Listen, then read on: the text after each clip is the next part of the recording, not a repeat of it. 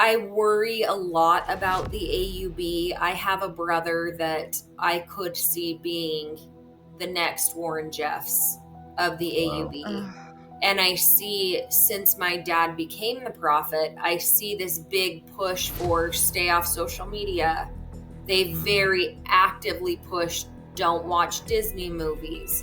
They're Wow. very actively pushing don't watch the news. It's really scary to know that these things are happening and that there's a potential for them to get worse.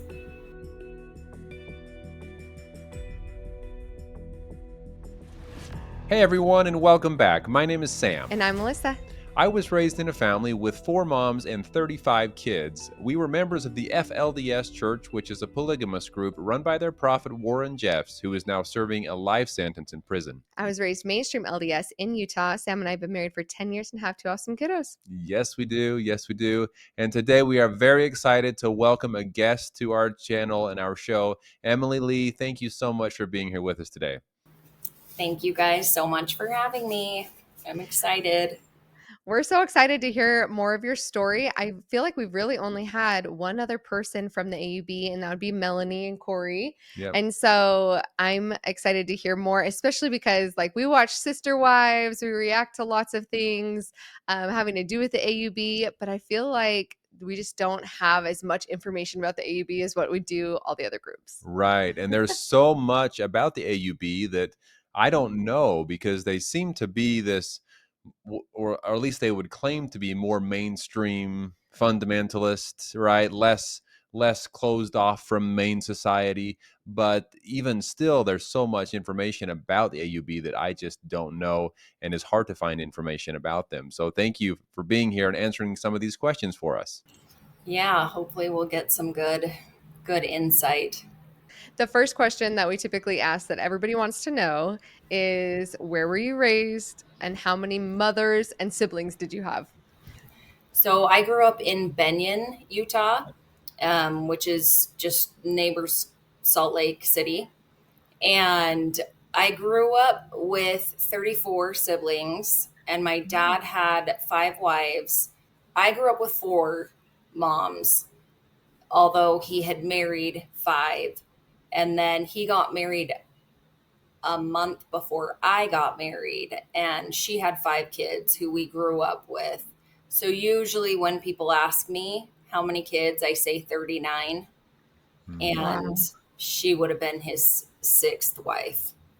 Wow. Wow. Which order was your mother in? He met my mom when she was 15 and he was 17, and they were going to wait for her to go to college, and he was going to go to college. And then he met another woman and ended up marrying her first. So he married my mom second. And then after having Melanie, so she had 2 kids and my mom had 2 kids, and then she left. She decided polygamy was not her jam. She wasn't into it. She couldn't share her husband. And Wow. so she left, and then he proceeded to get more wives. I think he married one more shortly after she left. Now in the AUB, you hear in different polygamous groups that like being the first wife sometimes can come with special privileges or makes that wife feel like more important. Is that how it is in the AUB, or did your mom feel like she had like a special place being the first wife? No, not at all. I don't think that that's ever an intentional thing in the AUB, although I do think that there is always a favorite wife in every family. And I think that that Mhm. favorite wife can rotate.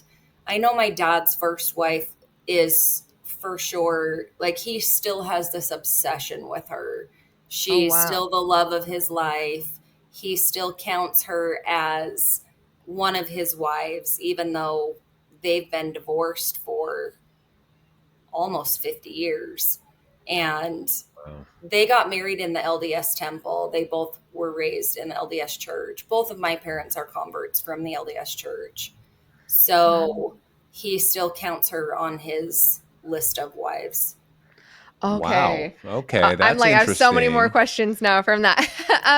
So I hear that a lot of times that like the AUB is a lot more closely tied, or they feel a closer relationship to the mainstream LDS church than these other groups do. Can you Hmm. explain a little bit of that, of like how they feel tied? Yeah, I think that that's where the majority of the members come from with the AUB.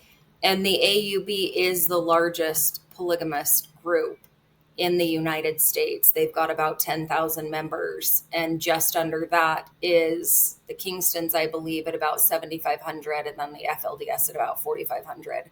I was raised to believe that we were part of the Mormon church or the LDS church, Mhm. and that one day we would be reunited with the LDS church. And so the AUB holds the actual priesthood keys. The LDS church is basically the mother, the AUB is the father.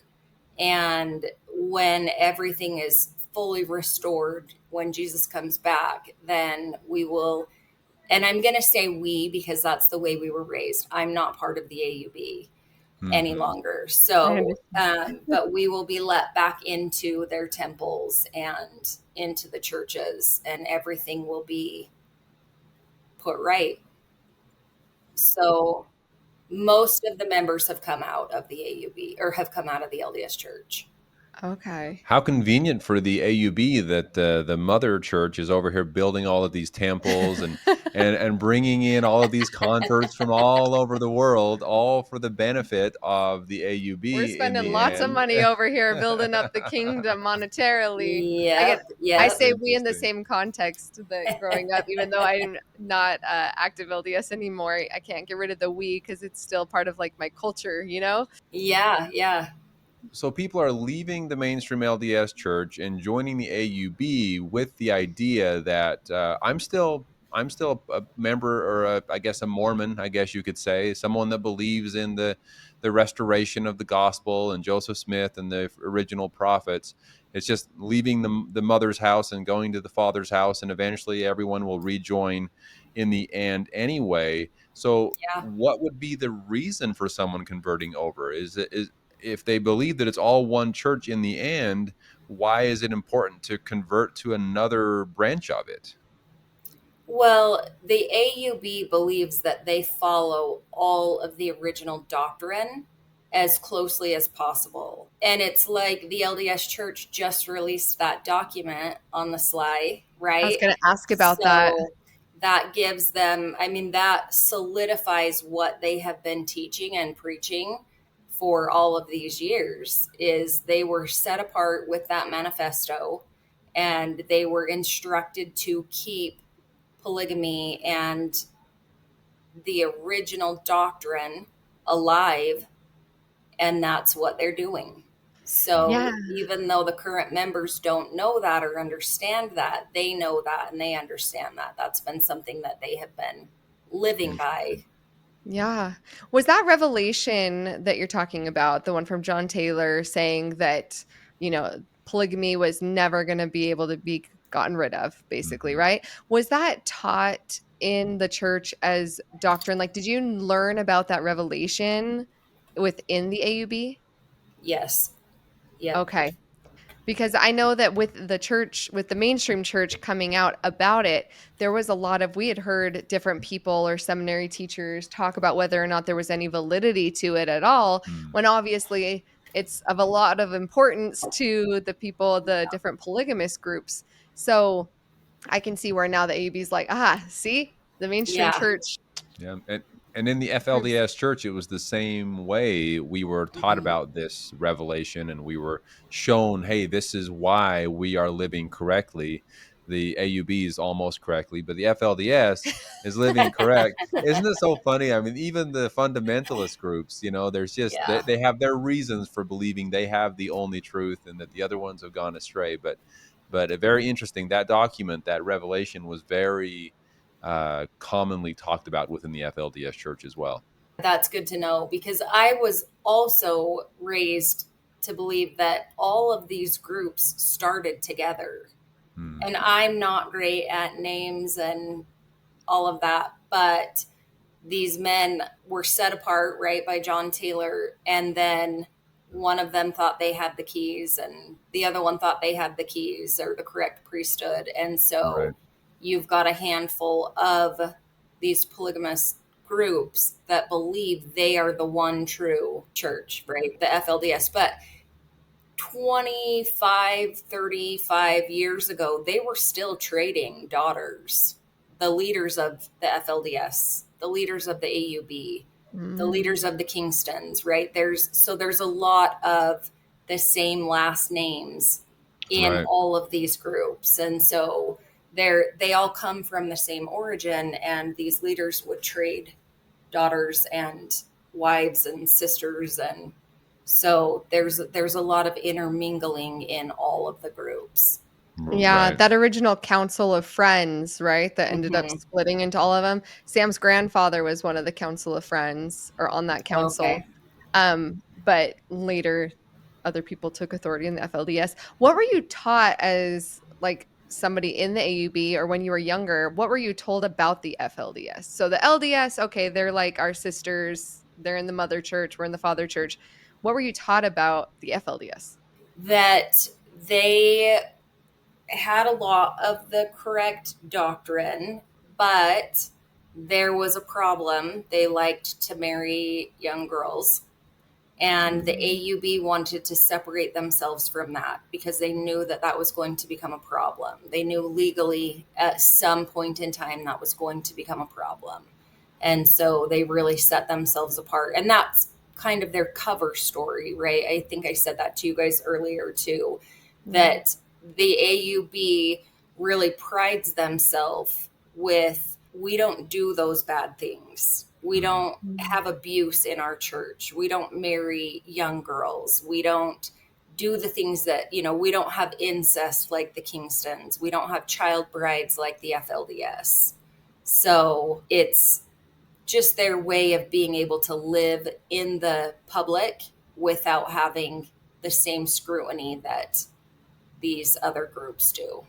Right. Gotcha. Well, and anyone can say that, but getting back to your story, let's find out if what they're saying is true. Are they actually so much different than the FLDS church and staying away from all of these illegal and things that they're not supposed to be No, doing? no, not at all. How old were you when you started, I guess, having questions or seeing things that you thought, that doesn't seem quite right? I think I was about 12. I remember sitting in a Sunday school class and being taught about how much Jesus loves us, and then being taught that we're all going to have our own kingdoms in heaven, and the people that don't believe the way that we believe, those people are going to become our servants in heaven. Mm. And they're going to be the ones that wash our feet and that, do all of the grunt work, apparently, in our heavenly kingdoms. Yeah. It's so Yeah. interesting that you say that because I feel like in the 80s, like my dad had talked about when I was younger. I remember my dad telling me about that before he got married, he knew that the highest he could ever become would be to be an angel and a servant of someone in the celestial kingdom. Mm. But then, like in my youth and teenage years, I feel like the mainstream church kind of got away from that idea that that was how it worked. It was more of there's always the chance in the millennium. Like Yeah. everybody's going to have a chance to be married and sealed. So you don't really need to worry about becoming a servant. But I had asked my dad about it and he was like, no, that was like a legitimate, like that's what I hoped for. That's what I strove for before I ended up meeting and marrying and being sealed to my mom. And we also in Sam's grandfather's journal, the one who was on the Council of Friends, he talked about when he was younger, like 10 years old ish. He was pretty little, but he had said that one of the little girls in town Oh, had passed away. yeah. And he was like, I hope that she gets to be one of my angels someday. And I was like, so it was just kind of more proof of like that was such a big thing that was obviously taught in the mainstream church as well, that the mainstream church Yeah. has gone away from. But the idea that there's going to be these other people who have the chance to be servants. Right. Yeah, it was very, very much taught, and maybe Emily, you can explain this on your end with the AUB. But in the FLDS, they would teach us a lot about the importance of being perfect in this life, because if you don't follow the rules perfectly, if you don't do all of these steps and check all of these boxes, that you don't have the potential to be a god in the next life. Which Christians hear us say that and say, what in the heck are they talking about? But within the Mormon doctrine, that is the ultimate goal: Yeah. becoming like God is, and having your own worlds, and having Yep. multiple wives, and multiple kingdoms and worlds and things. Was that the same? Was it the same way for you? Absolutely. Absolutely the exact same. And again, I was taught that we live the actual true doctrine that Joseph Smith brought back to the earth. And I think that the LDS Church has really changed to accommodate society. And you Mm, can see it as the different doctrine has changed, and as they've allowed, different things that used to be forbidden is no longer forbidden, and the garments keep getting shorter, and right. they're altering things as much as they can to fit society while still maintaining what they can of that doctrine. So it was really taught that you have to be perfect. And I believe that's why the numbers for suicide, for mental health, depression, for I think they're really high in the AUB and in the LDS Church as well, because Right. there is this theory that you have to be perfect, and there's nobody can be perfect, right? We're all Yeah. human, we all make mistakes, it's inevitable, but it's not okay. It's not really allowed in either the LDS Church or in the AUB. And so people don't have the ability to be truthful completely or to be fully authentic, because they're trying Mhm. to live up to something that they'll never achieve. They'll Right. never attain that. Yeah. What were some of Yeah. the expectations put upon you as a young girl?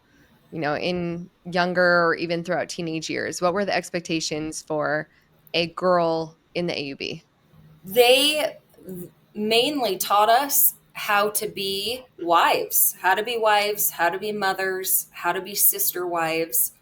And you were expected to maintain your virtue, and you were expected to be perfect and expected to listen. If Mm, dad said something, you needed to listen to what dad said. You needed to do it right away with a yes sir and a smile on your face. mm, um, it was really the ultimate goal of just shaping really meek, submissive women. And they've accomplished that rather well with most of the women that are in the AUB still. Hmm. Were you allowed to yeah. date? Or what does that look like when you're getting into your Not teenage years? necessarily. So I think it's kind of tricky. The AUB, from what I've heard and from my own experience, these men have about a 10% retain ratio with their children. Oh, And wow. so I think any of the older kids that don't end up staying in the AUB, they just move on. So they move past that child, and they're going to go to the younger kids. They're going to do what they can with those younger kids, right? They messed up with the older kids. They're going to move on to the younger kids. Although some of the older kids will stay. So, no, we weren't necessarily allowed to date. I do remember asking my dad at like 13 years old after girls' class how many men had asked about me, if any, that night, because the men would do priesthood upstairs, the women would do all of the girls' class, relief society things in the basement. And then we would hold a bake sale right after, and all of the men would come downstairs to, buy baked goods or to check out the current and upcoming stock of wives. And I know it's terrible when you think about it. Mhm. So education wasn't really a thing. I mean, your main goal was to focus on the church, focus on building the kingdom of God, to become a wife and a mother. That was what you wanted. That was what you were taught was the greatest thing that you could ever be. Mhm. Wow. Sounds very familiar. It's interesting how much and how similar the groups are, these fundamentalist groups, that I guess the breakoffs from the mainstream LDS church. You said a little bit ago, you said we were expected to do what they told us to do, or specifically, Father, what your dad told you to do with a smile on your face. Mhm. That is the exact same thing as keep sweet Yeah. that they used in the FLDS church. It's the Mhm. same exact thing. Be obedient and keep a smile on your face. If you Yep. don't agree with it or you don't want it, just do it anyway. Smile and do it anyway. Yeah, Hmm. Yeah. exactly. And that applied to us young boys as well, in the sense that we were constantly told, listen to your father, do what your father asks, because he is doing what the prophet wants him to do. And Right. that was the hierarchy. And then from there, the mothers were just enforcers of the rules. Is that the Yeah. same in your home? Yep, absolutely. Honor thy father and thy mother. And so when I was about 9, my mom worked a lot. She had a couple of health food stores here in the valley, with some of her sister-in-laws, my dad's sisters. And she also did a lot of like massage therapy, acupressure.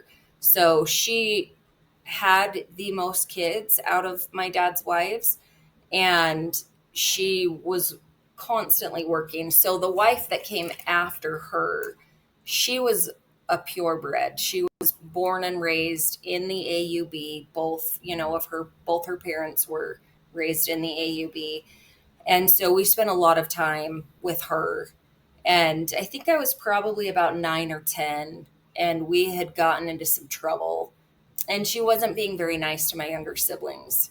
And I think I called her a bitch, and which was shocking for me to do at that age.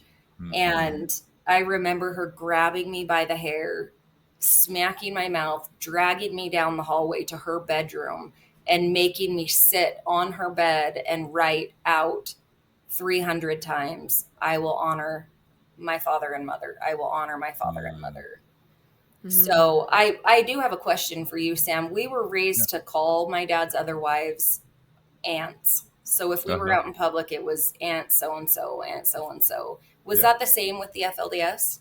It was at first. It was the same at first, and I think it was towards the end of Rulin Jeff's life. I almost called him Uncle Rulin, because we called the people, the leaders in the church, we called them Uncle, and then their first name. So Uncle Rulin, Uncle Roy, Uncle Warren. That was just, for some reason, the words we used.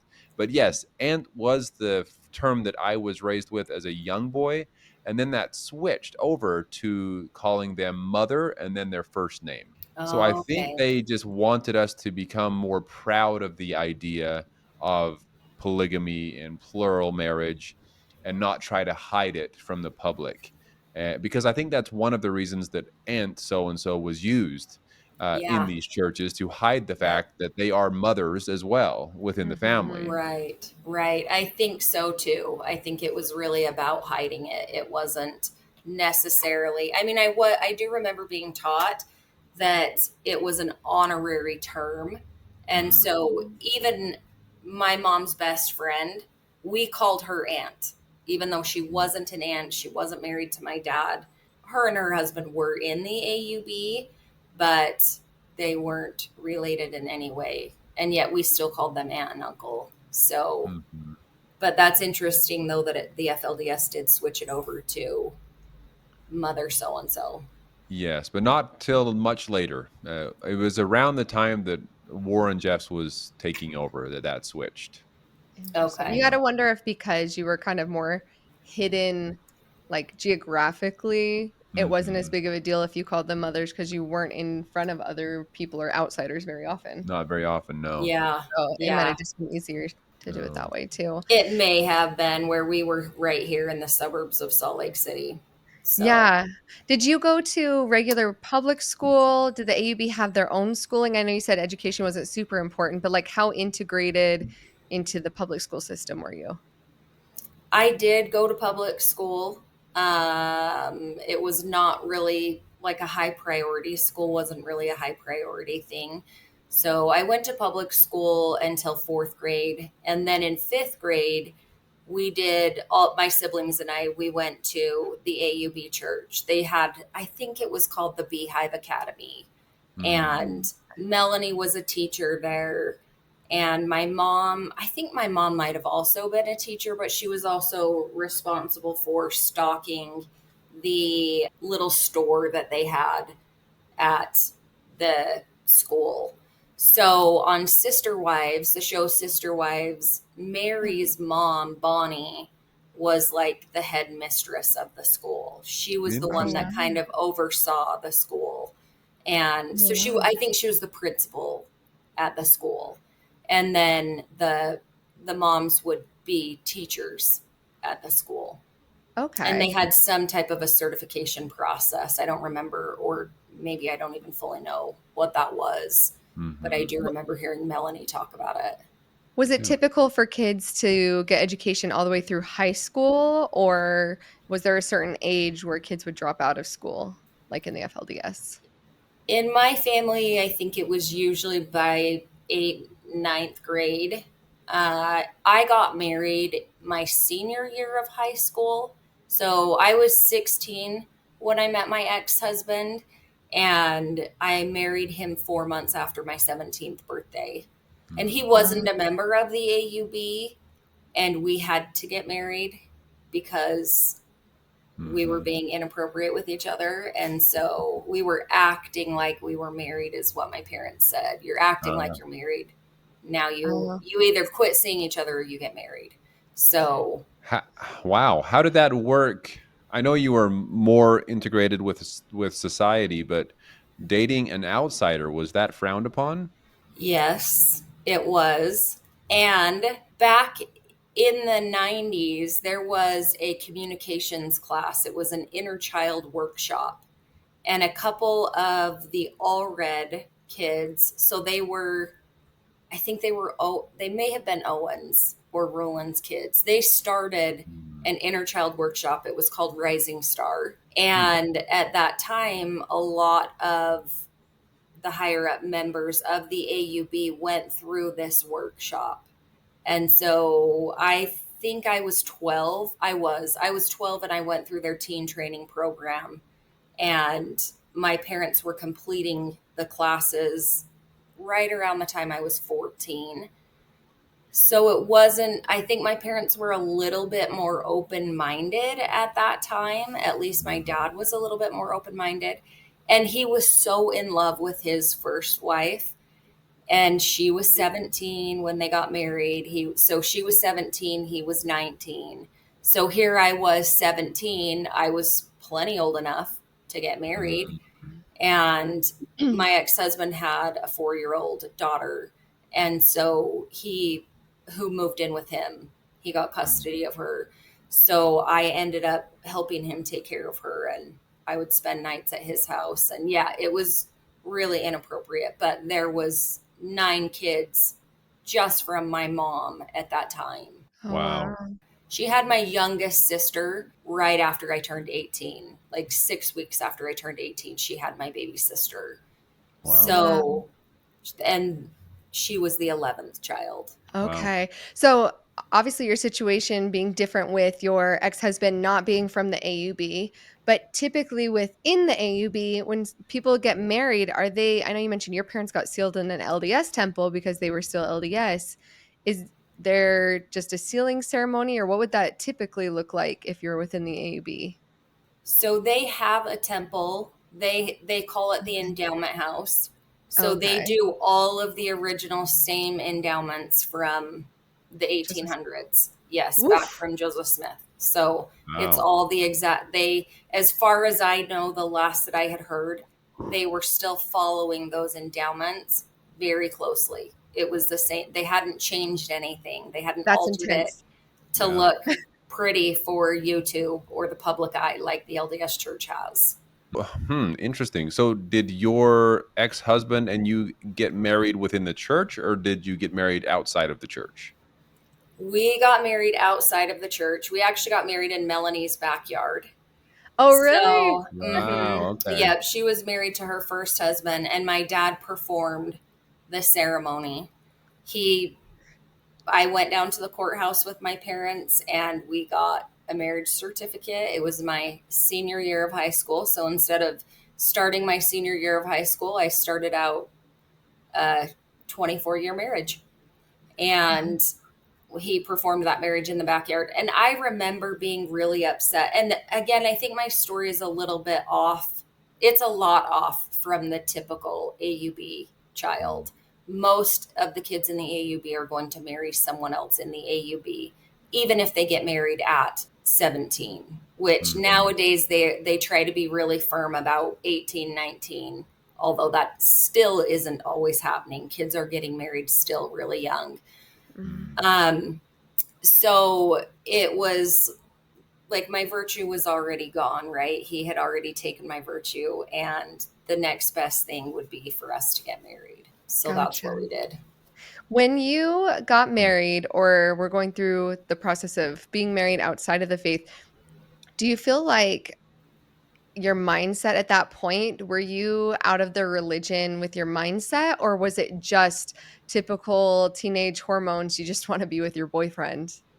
You know what I mean? Yeah. Like, Yeah, were I you know out of exactly what you mean. I think I thought I was out of the church. I it? think I Okay. thought that, I look what I'm doing, like I'm marrying outside of it. And that's not even true. There's so much therapy that I still do today that is a direct result of the way that I was raised and Mm, the dogma that they fed us consistently.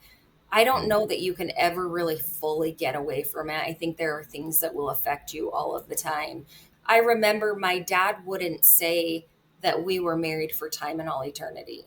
And I mm, was really bothered by that. So when we were looking at ceremonies that he could, the words that he would use when he performed the marriage, and I begged him, like, please, Dad, just say that. There was like I knew that if my dad said it, it would be true. And there wasn't like mm, we're not getting married in the AUB. That wasn't an option for me. I knew I didn't want to be part of the AUB.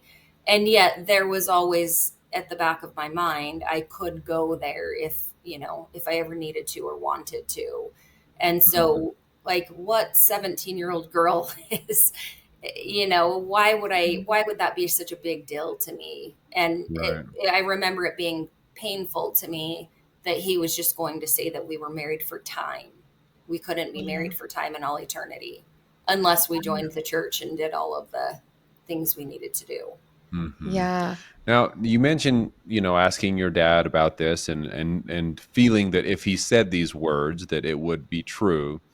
So obviously, you had respected your dad very much, but did you know him on a personal level? With that many moms, did you all live in one house? Were you separated? Did you see your dad very often? We grew up in multiple homes. Most of his wives had their own home in the valley. Most of the houses were within about 20 to 30 minutes from each other, a 20 to 30-minute drive. They weren't really that far. Mm, Sometimes the wives were doubled up. We moved into a house with the wife after my mom, so his third wife, and there was 15 kids, the two wives and my dad, so there was 18 of us in about 2,200 square feet. wow. So sometimes we never all lived together. I know sometimes that does happen. There's a lot of houses that were specifically built for polygamous men, and each wife has her own wing. Mm, There's a lot of construction. I think it's really similar to the FLDS. There's a lot yes. of construction workers, a lot of different trades. Hmm. They'll build their own houses. There's a lot of different where they have these communities and they all work together. Everyone pays in to Mm, one pot, and whatever family needs a certain thing, then they're paying out a united order. Sorry, that was slipping my mind also. So there's a lot of united orders with inside the AUB, even though the AUB itself isn't one giant united order. mhm. So the men would build their houses with, three, four wings. There would be a center hub of the house that would be a big kitchen, dining room, living room area, And then there's a hallway here that goes to, 2,000 square feet, a hallway here, a hallway here. So you'll see Wow. a lot of houses like that mixed into the communities, and in certain communities here that are just solely AUB members.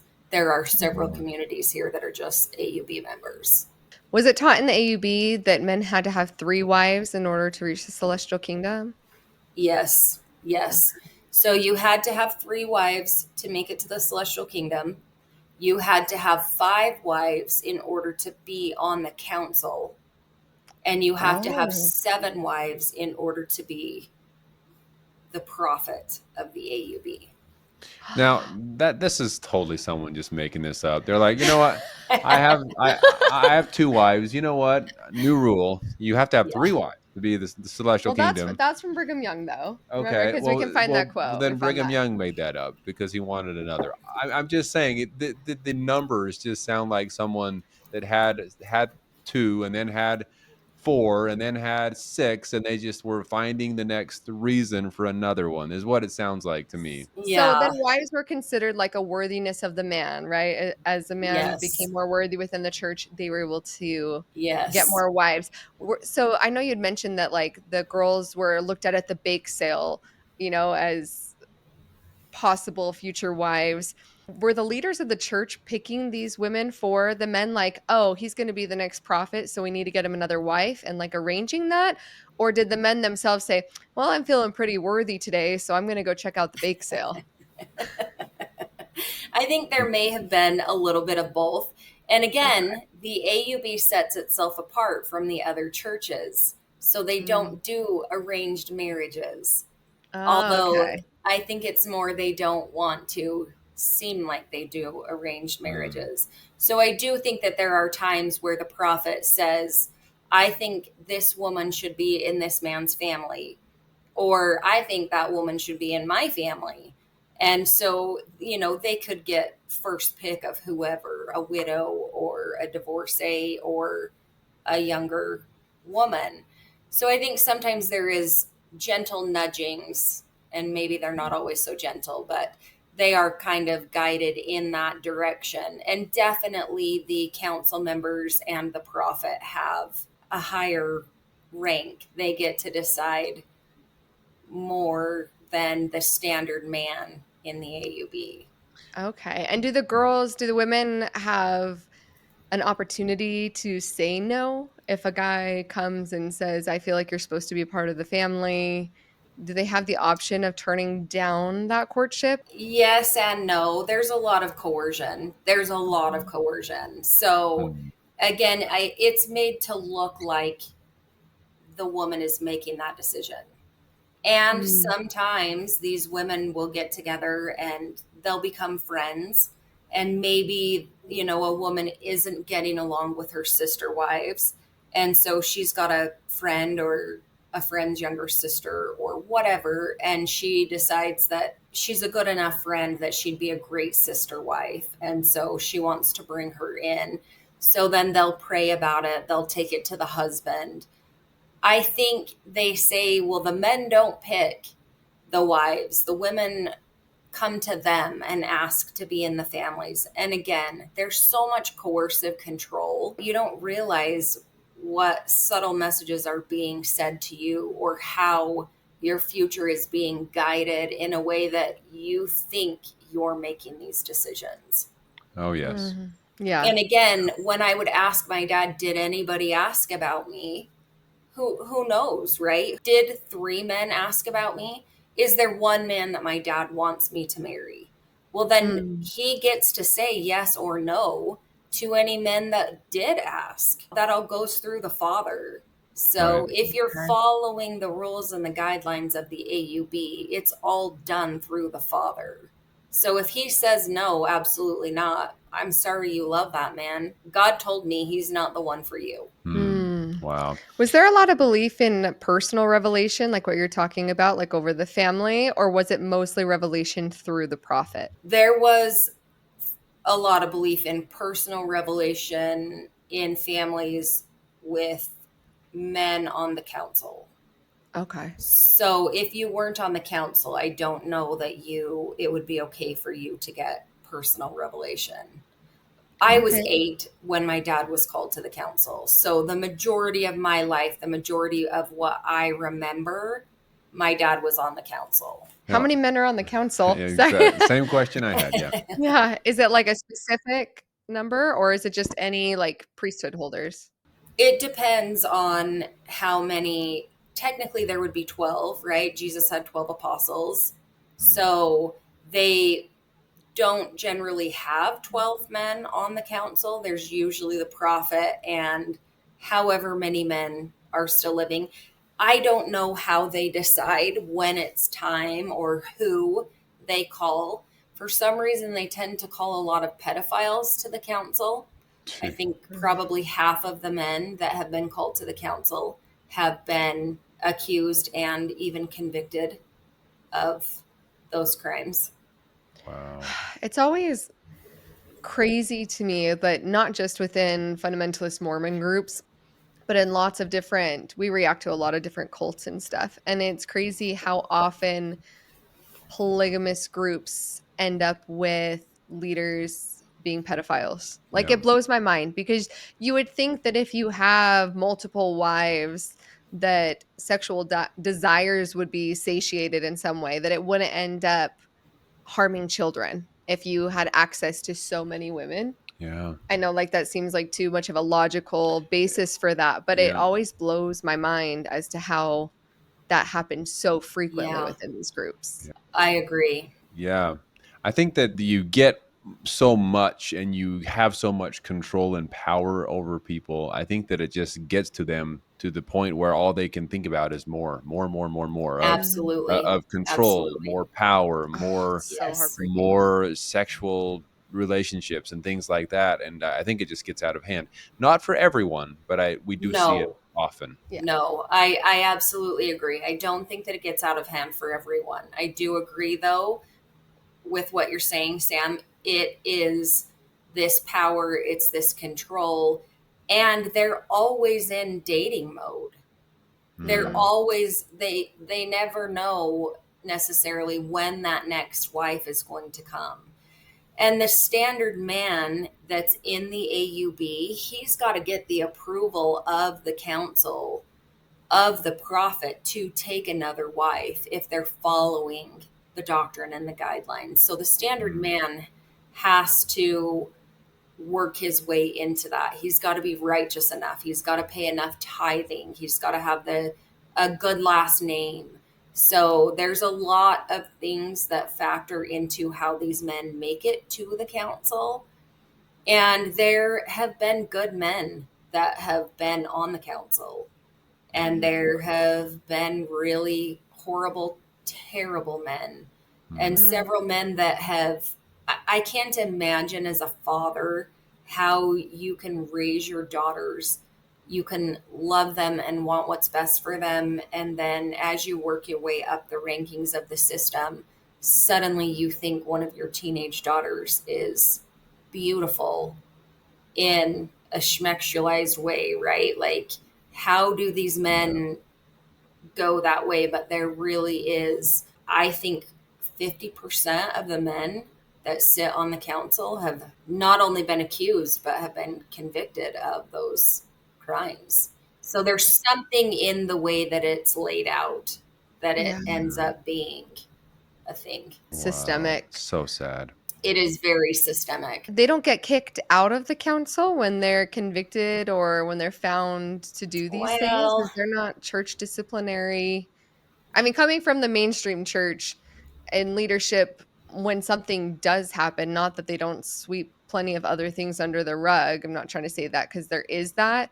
But if Mm, something openly comes out, then there's a lot of discipline, there's excommunication, there's all sorts of things that happen right. against that. What does the AUB do with these guys when they find out? they have a very similar disciplinary process. They don't really include law enforcement in anything unless law Uh, enforcement, I think, is tipped off outside of their community. They handle things, they have like their own court process. If you uh, have some type of a grievance against another member, you're going to take that to the council. They're going to hear your case. They're going to bring in the party that is against you, and they're going to decide whether or not you would pay a fine if you robbed your business partner, or whether or not you are going to be punished for beating your wives and your children, or any of those things. Those things are all kept within. They don't go outside of it. Unless, again, it is the authorities get involved outside of it, and then they would, at that point, excommunicate people. And for the most part, I think they sweep it under the rug until they can't sweep it under the rug. Ugh, But the fact that they so have been sad. found guilty and yet they still remain on the council, clearly the disciplinary system within the church is not doing its job.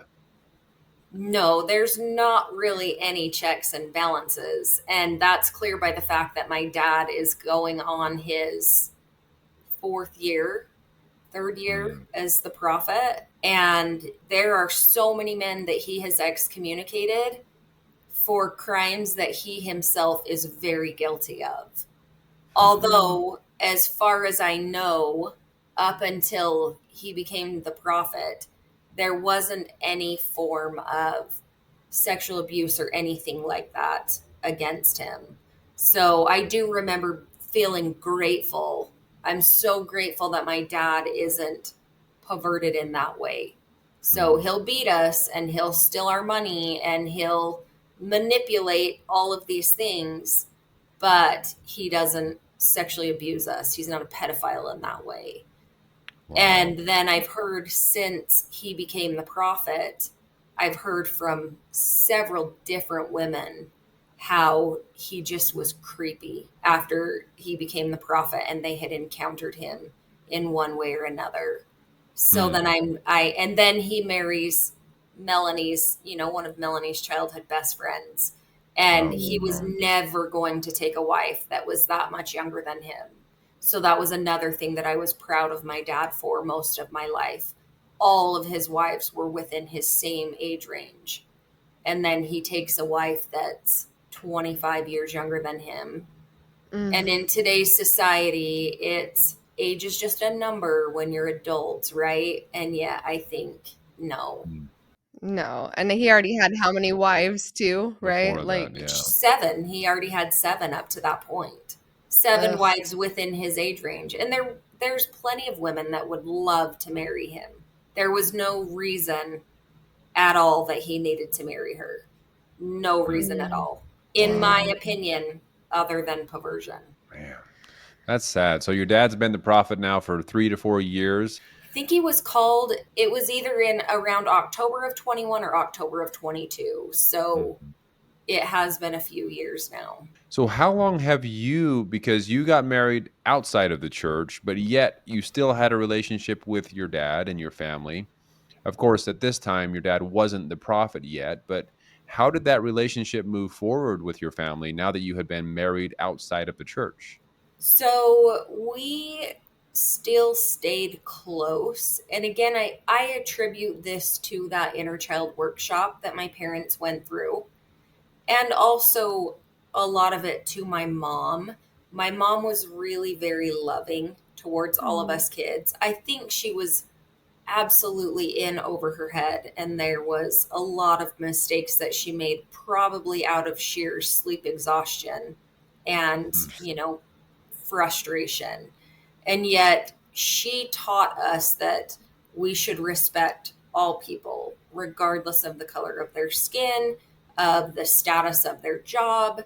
And I think my mom loved on us really well. She was a lot of fun. She would stay up late with us at night. We'd watch movies and have snacks. And she was a really good mom in a lot of those ways. She did make mistakes. We all do.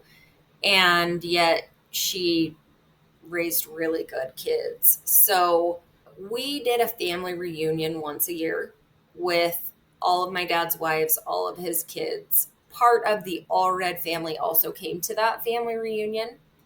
My parents did that inner child workshop when I was in my mid-teens. And then, so I would have gotten married 4 or 5 years after doing those teen trainings. And at that point, we kind of had a family motto to agree to disagree. We respected each other's opinions. There was a general sense of, my dad really wanted us to join the LDS church if we didn't stay in the AUB. So if we left the AUB, we were really highly pushed to go to the LDS church. And so we'd get together for this family reunion. It ultimately ended up at property that the AUB owns. They've got a big, I mean, I call it kind of a compound area. It's a big campground. They've got a lot of cabins. They have a lot of resources on this property. Once a year, they do these drills, everybody, so that when the world comes to an end and there is active martial law here, its members can go to this place. So they train the boys with guns, and the families come and they check in, and there's so many members to their family, and some families are assigned certain injuries that, they've got to show up and they have these injuries. Some families are staying in tents, some are staying in cabins. So they have this very large, very beautiful campground. It's got a lake on it. Not necessarily a lake, it's got a large reservoir. And they've got a lot of grass area and playground equipment and things like that. And then certain higher members in the community build cabins on those. And sometimes they'll rent them. Sometimes they rent them, this land, to the LDS church for its youth camps, right? They'll do girls camp and boys camp. And so this has been a really good spot for those camps as well. So we would get together at those camps and have a family reunion.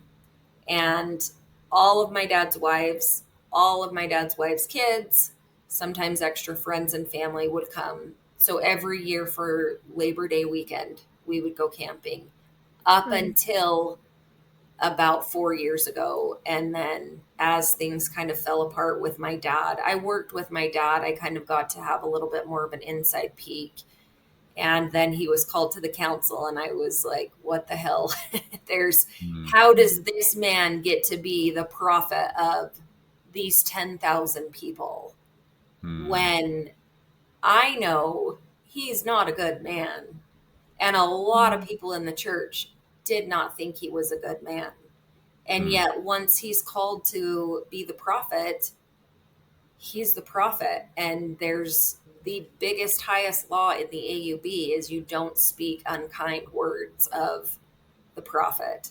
So there isn't a checks and balance. It doesn't matter what any of the members know he has done. You can't say anything bad about him. There's a reason God called him to this spot. And we don't get to know what that reason is till we go to heaven. Do the other council members vote on who's going to be the next prophet? I mean, in the mainstream LDS church, it's whoever is the oldest, most senior in that position of the quorum of the 12 apostles. Yes, becomes the next prophet. It's automatic. I know they also still pray about it, but it's never been not in that way in over 100 years. So is it the council members who decide, or how do they decide that your father was originally set that way? That is originally how it was. And yet the last few prophets have skipped some of the council members. So it is supposed to be in order of succession. However you were called to the 12 apostles is the order that it would go. So it's not necessarily the oldest man that is an apostle. It is what order you were called, unless the prophet decides someone else should be the next prophet. So the prophet before my dad, his name was Lynn Thompson. And on Lynn's deathbed, although Lynn did not think it was his deathbed, several of the other council members who did not want my dad to be the prophet begged him to appoint someone. Please appoint someone, Brother Lynn, who comes after you. And Brother Lynn said, I don't need to do that. I'm not going to die. There's no reason for me to do that. And then he died 90 minutes later. My dad was next in line. So it kind of fell in his lap. Even though he was on the council, I was told for the majority of my life, he would never become the prophet. Oh, It wouldn't wow. happen. There were too many men in front of him. But I guess because Lynn and the prophet before Lynn had skipped a few people, it brought my dad up the ladder. Oh, And Wow. wow. apparently, I've heard from several people that I'm close to that I actually do trust. I've heard that my dad was kind of a puppet to Lynn. Hmm. Mm. So my dad's done a really good job of kissing the right asses to get to where he is today. I think despite saying he never wanted to be in this position, I believe he wanted to be in this position. And I think he's really happy that he's there. And I think Right. his current wives, because as these men move up in the ranks, there's some sort of status that comes to their wives as well. Mm. So I Right. think that there are several of his current wives that are really happy with his status. You were saying that when your father became the prophet, though, then that changed like family reunions, like how much you were able to interact with the family as someone who wasn't in the religion anymore. Did that kind of change with his status? So at the time that he became the prophet, I was just ending my relationship with him. I was Mm. realizing how I had always believed that my dad had a certain amount of goodness in him. And even though he was doing these terrible things, I believed that he would make things right at some point. He would have a coming to Jesus meeting somewhere, some Mhm. way, and he would be the good man that he really was at his core. Mm. Yeah. And then I worked for him or with him. I helped him run his business. And then one of his wives died. And watching him through that process, I realized that he was not a good man. He was actually a very corrupt, very evil man. And Hmm. then he was called to the council. And I said, what? How in the world, when he's doing these terrible, awful things, how does he get to lead all of these people? What kind of things, if you don't mind me asking, are you at liberty to talk about what kind of things he was doing? So he was extremely abusive towards all of us kids. Not Hmm. all of his kids. The wife that was purebred AUB blood, he didn't beat her kids. He Hmm. beat all of my mom's kids. He severely beat us. He was Oh, very abusive. So he would come home and he would take out whatever the frustration was that day. I mean, really severe beatings, things that were shoot. so unnecessary. And even if he wasn't mad, if he was just passing one of my brothers in the hall, he would smack them up the back of the head. My older siblings, I out of my mom's 11, I'm number 5. So I've got Mhm. the 4 older siblings and they put together a basic routine for the nights that he would come home. My mom generally worked later than he did, and his office closed at 5. He would come home from work. Somebody was posted by the front window, generally from about 10 after 5 until he showed up. And I had a brother that was just like 19, 20 months older than me. So he would sit at that window or the brother above him and they would call through the house, dad's home, hide the kids. And then Melanie or my sister just next to Melanie, they would grab us little kids and take us to the basement and hide us in their bedroom closets behind their clothes while he would beat the older kids. And then once he was had all of that aggression and that energy out, then he'd sit down to watch the evening news and they would come and get us out of the closet at that point. Oh my So gosh. he was really terrible in those ways. And then he was really corrupt in his business dealings. He owned an auto body shop. And the only reason that I know how corrupt he was in the auto body shop was I was going to take over the auto body shop. So as he became the leader, as you know, those final years prior to becoming the prophet, I worked directly with him every single day. And then I ran his business while he was doing his church duties. So there was a lot that I saw that a lot of his kids didn't see. Prior to that, his secretaries were his mom or one of his wives. Wow. Sheesh, that is just sickening to hear that you and your siblings expected him to just show up at the house and start beating people up for no reason. Did anybody from the AUB feel comfortable in reaching out to law enforcement? Or I know you said most things were handled within, No, but for stuff like child abuse or if he abused his no, wives. no, no. You can go to the council for those things. I don't really know of any stories of women going to law enforcement at all. I had a sister once, one of the nights that he came home. She was about 14 at this time. And he came home and in another interview, I called it a 2x4. Apparently, it was a 2x2 wood board. And that's what he was going to or did beat all of us with. And she ran away from home and she called the police. Well, the police came to our door. I remember this night very clearly. I was terrified. I think I was probably 6, maybe 7. And the police came to the door. I remember them talking to my dad. And then I remember CPS coming to our house and the prep for CPS coming and being told how to answer certain questions because we would be taken away from our parents and we'd never see them or our siblings again. So it was really rare that the police got involved. So when you said CPS prep, are you talking about people within the AUB church would come and tell you, "Hey, this is how you should talk to CPS"? Within the family, I remember being told by mothers and siblings, you can't say these certain things and you need to answer questions a certain way.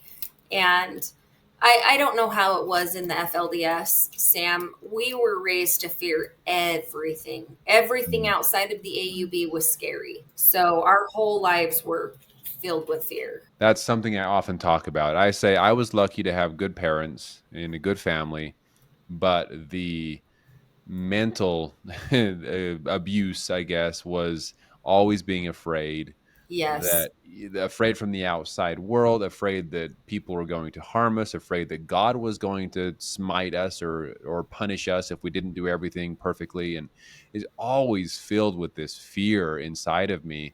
That is what made my childhood, I would say, unpleasant at times. Yeah. I'll hear other AUB members that have left. And the very first interview I went public, there was a lot of backlash from people that had left the AUB. And they would say, I don't know what she's talking about. We had a great childhood.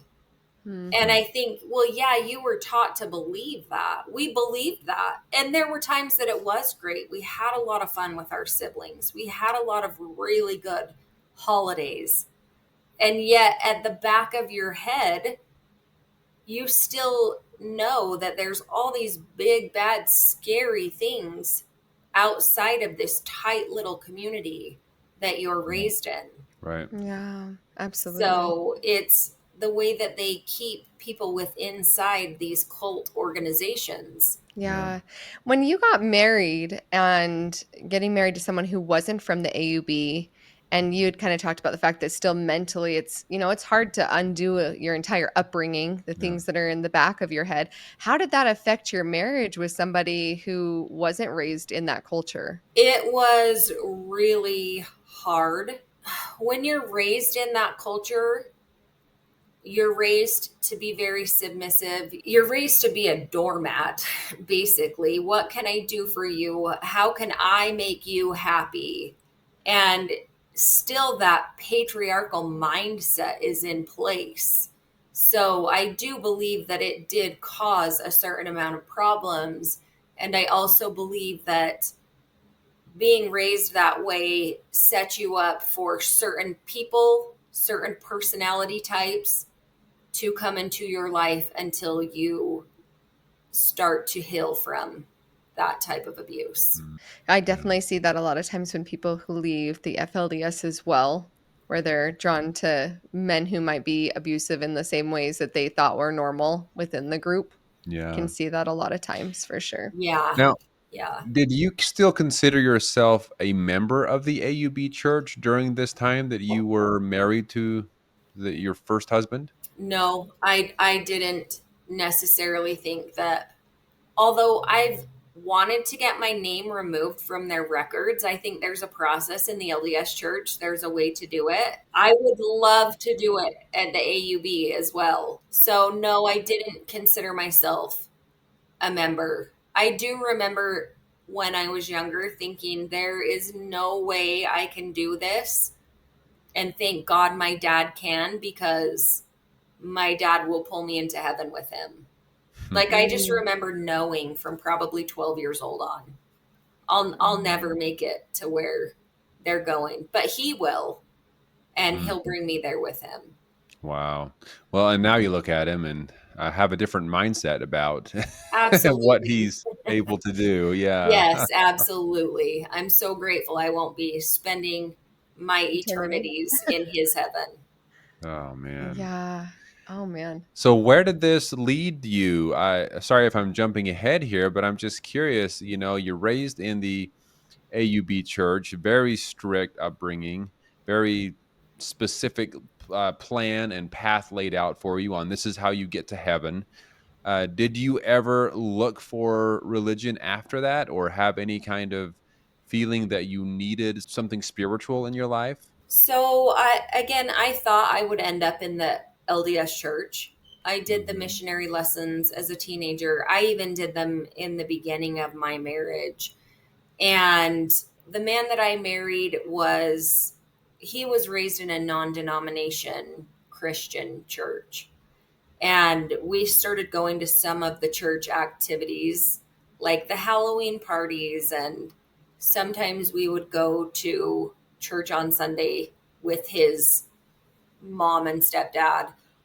And so we ended up becoming, I have a hard time saying member because I don't think that there was really a membership necessarily, but I have attended a non-denomination Christian church Hmm. for the last 23, 24 years. Oh wow. Okay. So that's kind of been my form of spirituality in regard to that. I can't imagine being part of organized religion, or I guess the religion like the LDS Church or the AUB. It's the High demand. high demand. Thank you, the high demand religion. I can't Right.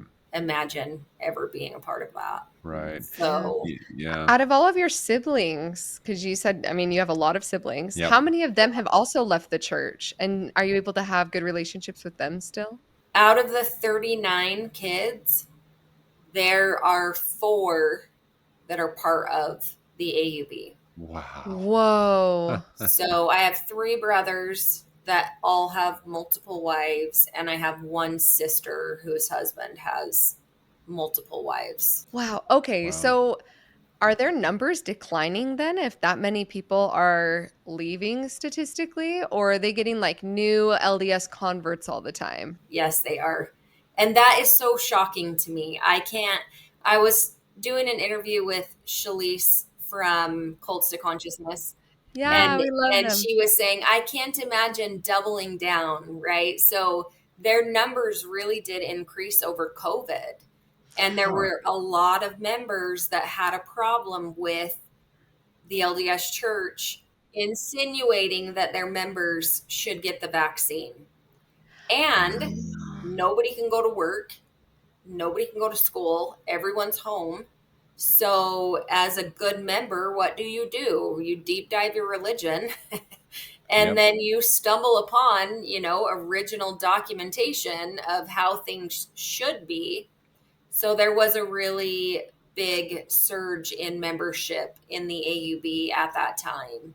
Yeah, no, it makes Interesting. perfect sense to me because I personally have seen so many people, like you said, not only just from the vaccine of COVID, but just people doing more research into things as since President Nelson took over and is the prophet of the mainstream LDS church.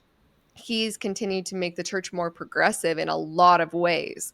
And when people, especially, I don't want to say old timers, but that kind of is the way to say it. Old timers in the church that are very like traditional and have been in the church for 50 years are not going to approve of some of these new changes, right? Or they feel Right. gaslit by saying, like, now all of a sudden these things are okay.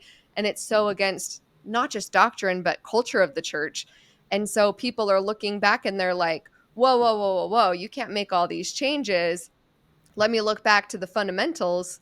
And when you look back Yeah. at the fundamentals, a lot of times I see two things happen. And it's either people leave the church, leave the LDS church, or they become a fundamentalist and they double down on it. Double down. And it Yep. seems like in the last 5 years, you've seen a lot in both of those directions, people just leaving completely or people going towards fundamentalism.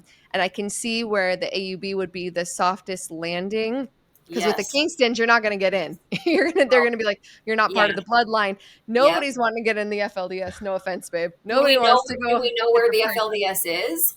right? Exactly. Yeah, and then it's like, what do I start like sewing my prairie dress? So the AUB is the softest landing if Yeah. you're going to say, okay, I want to be part of a bigger fundamentalist group, because we've seen a ton of offshoots in really Absolutely. small groups all over Yes. Utah, all over the Western United States.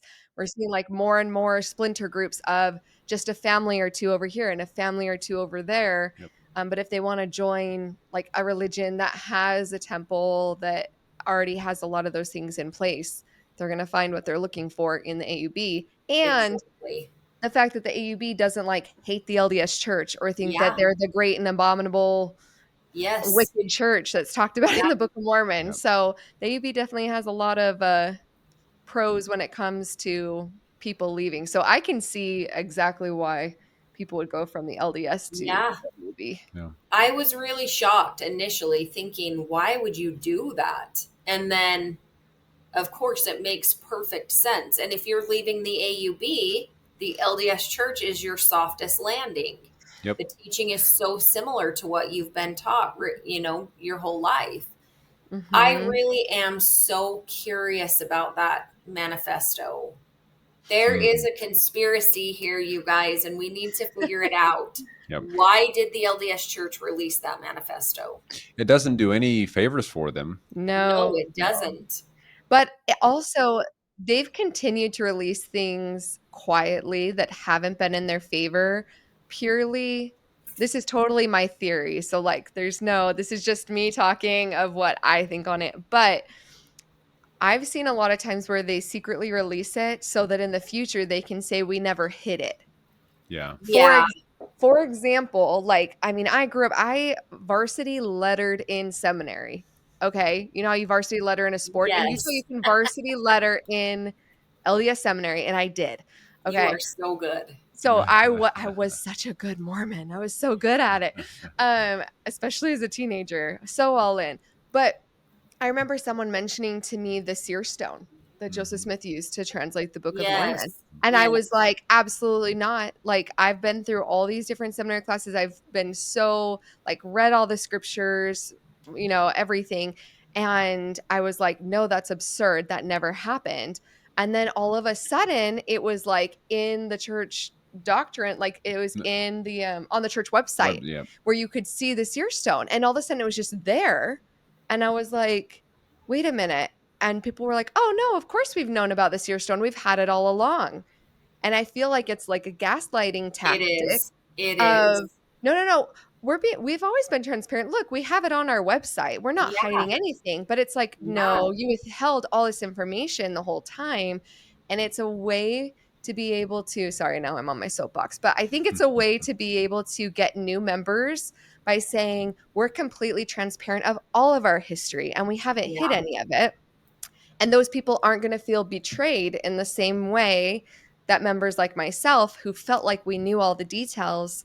And then there's constantly new things like that letter coming out, the John Taylor. It's like, we were told that that was absolutely not true. No, that all these fundamentalist groups were following like a false prophecy.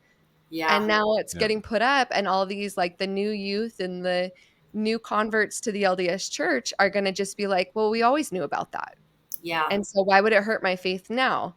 So, it's an interesting thing to see them coming out more and more transparency, mostly so they can, like, They act like they never hid it to begin with. Yeah, they know that it's going to get out there to the public eventually, Eventually. and so they're trying to get ahead of it.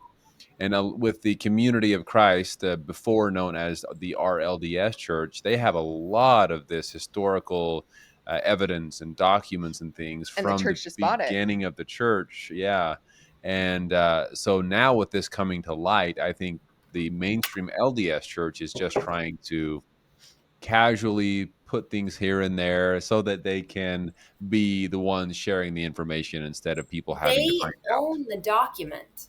So Yeah. why or how would why would they need to release it? What do they need to get ahead of right now? Oh, that's a good point. Yeah, Or what do they need to get ahead of sometime soon, right? They Mhm. like Mhm. these are things that they can bury this information and it never needs to exist. Yeah, so That, why bring it up? that's been in the church's deep vault of things never to be exposed. Why expose it now? Because they're going to reinstate polygamy. Oh gosh. Can you imagine? Well, can you imagine how many of the members, especially the senior ones, they believe that they will live polygamy in heaven? In the next Oh, life, yes. 100%, Yep, yeah. yep, The LDS church has hid, they don't want to be related to the polygamous at all. They don't want Mm-mm. anything to do with us, right? We are like the dirty little stepchild in the basement. 100%. yep, Do not want to acknowledge that we exist. And Yeah. they don't cover things on the news yep. because of that reason as well. So, whether these two things, I absolutely believe they correlate. I was going to say whether they correlate or not, I absolutely think there's a reason. There's a reason behind it. They Yeah. didn't, I can't imagine why they needed to release that document. Something to stay tuned and keep an eye out for Yep. sure. Yeah, I definitely think it's really interesting. And I Mhm. think I can see why a lot of these polygamist organizations do what they do, right? Yeah. Their parent church is doing or has done very similar things. Oh, yes. Yep, Yep, they So, got the doctrine from somewhere, right? yeah, yep. Yeah. exactly. We had an LDS seminary teacher on sharing about the Council of Friends and Mm, different documents and stuff. It was very interesting. But one thing that he said was you can tell that the fundamentalists are wrong based on the fruits of their tree, right? Like, oh, they got led astray. And so that's why there's so many like these bad fruits. And I can't remember if I said it to him or if Sam and I talked off air because I was really trying to let him get his point across. But I said, he's acting like those are the tree instead of the branch because the tree is the Brighamite church, the church Absolutely. that Brigham Young founded. Like, because even, I mean, there's a lot of debate of how much Joseph Smith even wanted polygamy to begin with. We've had people on about that, right? But yeah. Yeah. regardless, the Brighamite church and everything that stemmed from that, I'm like, it's the same tree. And the LDS can try to act like it's not, but all of those branches come from that same doctrine. It comes It's from the same all place, fruit from and it's that. all Yes. Yep. fruit from Brigham Yes. Young. Absolutely. Yeah. And I didn't know that it wasn't widely known by LDS members that Joseph Smith had multiple wives. Right. I Yeah. didn't know that I thought that that was really taught in the LDS church because then they were told that polygamy wasn't going to be on the earth anymore. There Yeah. was Mhm. the revelation that we didn't need it anymore and it could be put to bed. So, why would that be a thing if it's all so shady? Yeah. Yeah, and I think that they just try to not talk about it. Like we said earlier about this manifesto, this revelation being just put out there in public's eye. The polygamy and Joseph Smith having multiple wives has always been, or maybe not always, but has been on church website showing, yeah, no, Mhm. will admit that Joseph Smith practiced polygamy, but yet they have all of these members of the church that don't like that idea, and so they're going around Not talking about trying it. to either not talk about it or prove that he never did, even though the church admits that he did. So Yeah. it's just interesting how information is taken or hidden so many times. Yeah. Yeah. And put into whatever context that group needs in order to try to make their own doctrine make sense as Yeah. well. Right. It's So, whatever fits the narrative of that organization or that prophet of the organization Yep. at the yeah. time. So really the narrative definitely changes based on what they need it to be. Yeah. Speaking of that, I have one last question about your dad, and then we will not take up too much more of your time. But it seems like each of these organizations, the leaders, specifically the prophet, have like some kind of ulterior motive of something to gain. Obviously, Warren Jeffs was a pedophile, and he was also spending an extreme amount of money, tithing money, using it to go and gallivant around, right? So you could see his like secondary motives of him being evil. And the Kingstons, you see that they have a lot of money and a lot of power in businesses. What would Yeah. you say is like a secondary motivator of like what is the AUB leadership personally gaining out of the existence of the AUB? Each one of them, I think, gains something different. And I would say for my dad, he would be like the tithing skimmer. I could totally see him. Mm. I could see it coming out that he has been, or one of his wives has been lining his pockets. And I think he wanted to become the prophet for the fame and the power. And that really would be good for him, I think, at the end of the day.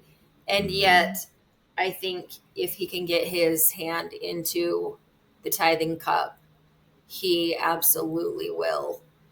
And I think his wives will push for those things too, because his active wives are very much into appearance and power, in they like to be right and bossy, and not just as mothers, I think, to the women around them as well. I worry a lot about the AUB. I have a brother that I could see being the next Warren Jeffs of the Wow. AUB. Ugh. And I see, since my dad became the prophet, I see this big push for stay off social media. They very actively push don't watch Disney movies. They're Wow. very actively pushing don't watch the news. Now you can't Mm. come to activities in blue jeans. You can only come in your absolute best dressed. My whole life, my dad taught me we could come to church in a bikini as Mm. long as we came to church.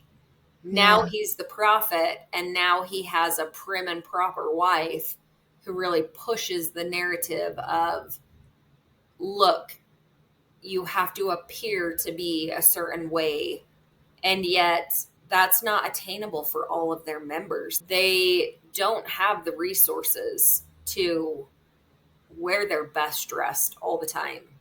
slacks and shoes and things like that. So I really do worry about the future of the AUB, and I think it would make my dad's head so big to hand the keys over to his son or one Mm. of his sons. So I could see this one brother in particular, though he very much reminds me of Warren Jeffs, Oh, and I yikes. really worry about that. There's a lot of trafficking that happens in the AUB. They've got a colony in Mexico, and they traffic a lot of women up from the colony in Mexico.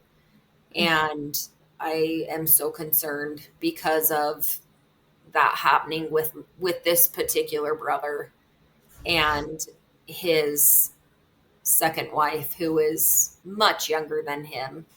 And if she's 18, she's a day past 18. It's really scary to know that these things are happening and that there's a potential for them to get worse. Right. Oh man.